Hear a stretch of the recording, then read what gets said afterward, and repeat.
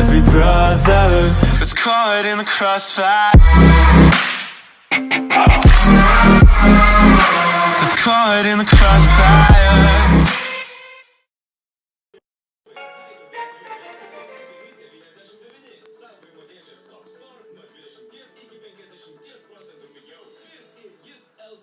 Namuose nėra geresnės ekspertės už mamą, nes ji nuspėja, ko reikia užuomašams.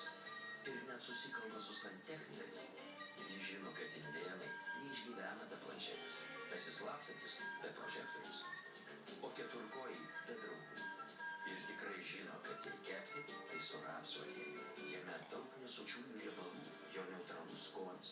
Jis turi vitamino E, kaip pasakyti mama, jungiklius. Rapsų aliejus, jungiklius.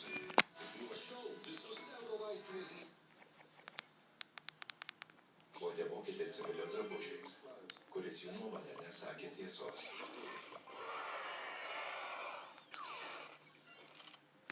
Jis turėjo įtartinų dokumentų ir tvirtina esąs žurnalistas. Šiandien paskelbtas paskutinės Hitlerio dienas. Teigia, kad pinigais. Jis jau buvo ieškotas, bet tardytojų rezultatas netenkino. Sudalinį buvo siuvėjas. Iškart pastebėjęs, kad švarko pečiai atrodo keistai. Išėjęs ir aptiko dokumentus.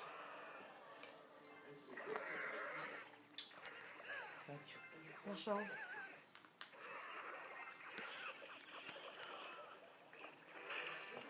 Sunku nepasakoti savo reakciją tą akimirką. Buvom visiškai pritrenkti to rado. Pamatėm Adolfo Hitlerio parašą. Suvokėm, jog tai itin svarbus dokumentas.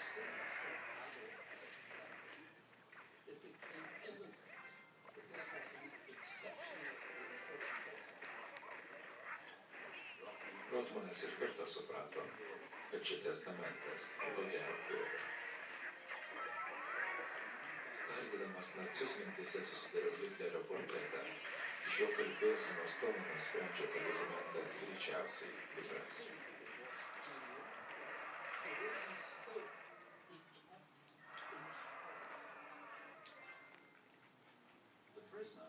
Belaisvis galiausiai prisipažino, kad jam patikėta slapčiai išnešti dokumentą iš bunkerio ir perduoti naujiesiems Trečiojo Reicho vadams. Bet nepavyko. Tikrasis jo vardas buvo Hansas Lorenzas, Hitlerio spaudos sekretorius. Jis slapstėsi daugiau nei 2 mėnesius. Ir Rotmano viršininkas suprato, kas aptikta, įsakė imtis griežtų saugumo priemonių. Mano vadas pasakė, darykit visus langus, duris ir užsirakinkit.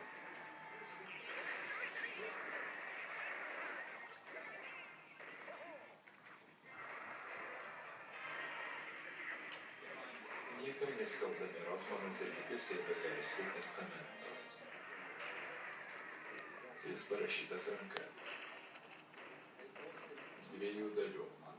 Viena buvo asmeninis testamentas, kuriuo jis paliko savo panašu labai nedidelį turtą Reichui. Antroji dalis - politinis testamentas, tulžinga kalba apie karo kaltininkus žydų tautą.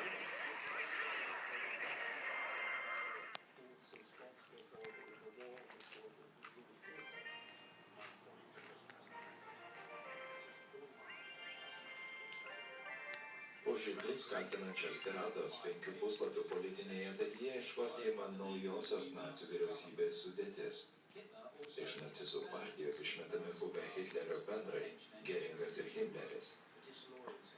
Dėl nelojalumo. Asmeninis Hitlerio testamentas yra tik 3 puslapių. Jame 350 žodžių. Fiureris čia pateikė save kaip nepasiturinti žmogų, ko neskurdžiu. Viskas, ką turiu. Jei tik yra ko verta, priklauso partijai. Netvirtina, kad asmeninė meno kolekcija iš tikrųjų nėra jo.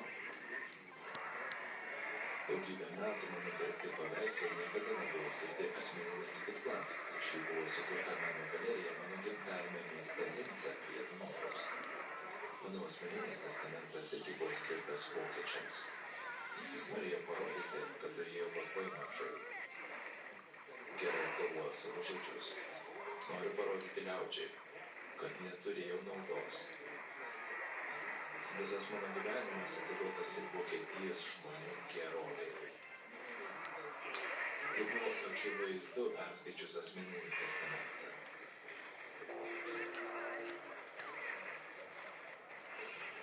Bet pastebima viena užuomina apie tikruosius Hitlerio turtus. Jis rašo, kad naujoji uošvė sesuo Paula, Hitleris ir įseserė turėtų būti aprūpinami iki gyvenimo galo.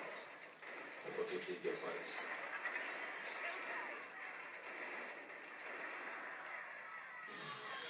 Laukia neprašomų nuotikų ir linksmybės.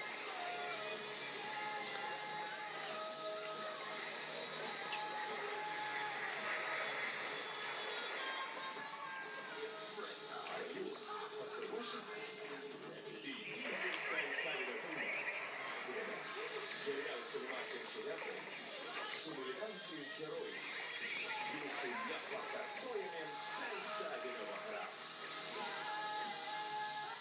Gerą kartu. Kino progresas. Inovacijas, kurios garsina Lietuvą. Nauja laida su Vytaru Radzevičiumi. Jau šį šeštadienį 18 val. Tik tarptautis. Tylko pomyśl bez zdarzenia. Ką išgirsite rytoj? Gal žiūrės vaizdą. Svečių pozicija ir viena ilgiausių pasijų. Parduotuvė. Tardymus. Pusė 4. Tarptautis. Dėmesio! Pirmieji pamatykite naują sezoną Žalgirio komandą. Londone dėl Titano trofėjaus laukia dvikova su taurės polski cukier komanda iš Lenkijos. Palaikykite žalgiriečius gyvai Londone arba prie televizorių ekranų. Rugsėjo 22-21 val. Per TV6 ir tv3.lt. Bilietais prekiauja Citytets ir tiesa.com.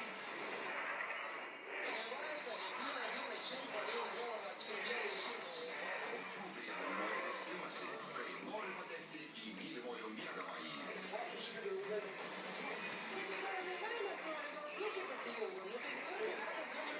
Farley, ketvirtadienį 20 val. Per TV3. Esate pasiryžęs susigrąžinti galūnę.